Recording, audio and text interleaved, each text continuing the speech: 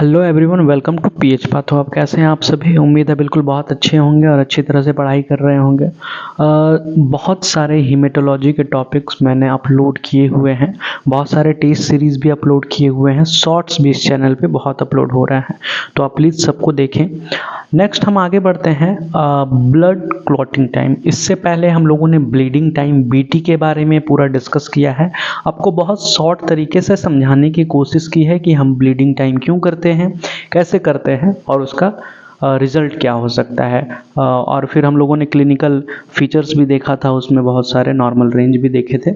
आइए नेक्स्ट जो टॉपिक है वो क्लॉटिंग टाइम का है, सीटी।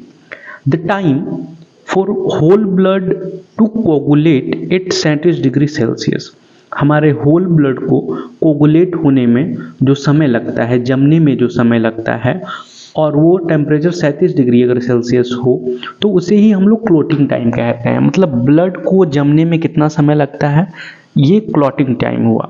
अब क्लॉटिंग टाइम ऐसे तो नहीं हम कहीं भी ब्लड को काट कर देख ले और फिर इससे जमने का वेट करें, तो उसके लिए इस टेस्ट को परफॉर्म करने के लिए एक मेथड होता है। लेकिन ये जो मेथड है जनरली यूज़ इन जब सीवियर आपको क्लॉटिंग डिसऑर्डर्स होते हैं तभी किया जाता है। मेथड का नाम है कैपिलरी मेथड और नॉर्मल रेंज है 4 to 9 मिनट। तो मेथड और भी हैं, मैं आगे डिस्कस करूँगा। कैपिलरी मेथड ये आप याद रखें, बिल्कुल बहुत आसान सा टेस्ट है, आप आराम से कर सकते हैं। आगे बात कर लेते हैं हम स्पेसिमेन की। तो आपको जनरली होल ब्लड चाहिए होगा, कैपिलरी ब्लड चाहिए होगा, क्योंकि हम अगर किसी भी तरह का एंटी कोगुलेंट यूज़ करेंगे तो वो क्या करेगा, उसे क्लॉट होने नहीं देगा। तो हमें किसी तरह का एंटी कोगुलेंट इसमें यूज़ नहीं करना है। रिक्वायरमेंट में हमें एक स्टरलाइज कैपिलरी ट्यूब लेना है 1.5 mm डायमीटर जिसका होना चाहिए और 10 to 50 सेंटीमीटर उसका लेंथ होना चाहिए। और एक हमें कॉटन ले लेना है ताकि हम ब्लीडिंग को रोक सकें।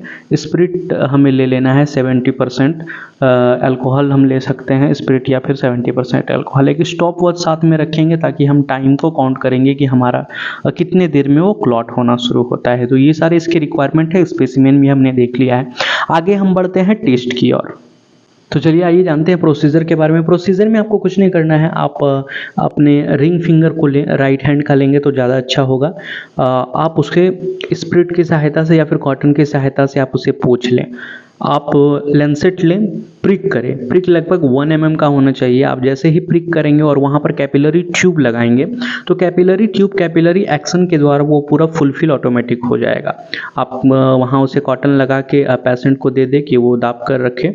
और फिर उसके बाद जब आप कैपिलरी ट्यूब को अपने हाथों से लेते हैं, ग्लव्स ज़रूर पहनें। आप ग्लव्स का ध्यान रखिए क्योंकि जब आप कैपिलरी ट्यूब को तोड़ेंगे तो वो उसके नुकीले ग्लासेस आपके हाथ में लग सकते हैं। तो आप ग्लव्स को भी पहन कर ही परफॉर्म करें ये टेस्ट, अपने ग्लव्स पहन लें। फिर उसके बाद आप कैपिलरी ट्यूब को 2 मिनट तक वेट करने दें ताकि 2 मिनट समय लगे क्लॉट होने में, क्योंकि आप तुरंत तोड़ेंगे कोई रिजल्ट नहीं मिलेगा। फिर आप पूरी तरह से कैपिलरी ट्यूब को तोड़ देंगे तो आपको रिजल्ट नहीं मिलेगा।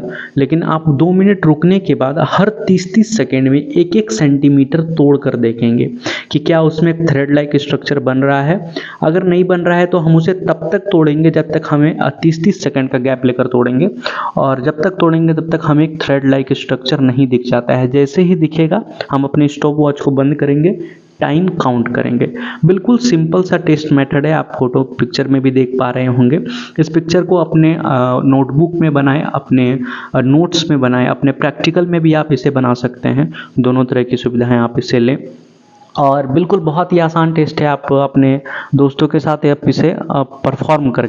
देखिए, जब तक आप खुद से टेस्ट नहीं करेंगे तब तक आपको समझ में नहीं आ पाएगा, आपको टाइमिंग, आपको तरीका नहीं आएगा। पहली बार ज़रूर गलतियां होंगी, लेकिन आप चौथी पाँचवीं बार करेंगे तो फिर वो आपके हाथ में बैठ जाता है टेस्ट परफॉर्मेंस जर्नली। आपको उम्मीद है ये पूरा क्लॉटिंग टाइम समझ में आया होगा। अब हम मिलते हैं नेक्स्ट वीडियो में आपको नेक्स्ट टॉपिक के साथ। उम्मीद है आप सारी चीज़ों को समझ पा रहे होंगे। नीचे कमेंट कर देंगे तो मुझे बहुत ज़्यादा अच्छा लगेगा कि हाँ, मैं सही में आप लोगों को अच्छे से बता पा रहा हूँ।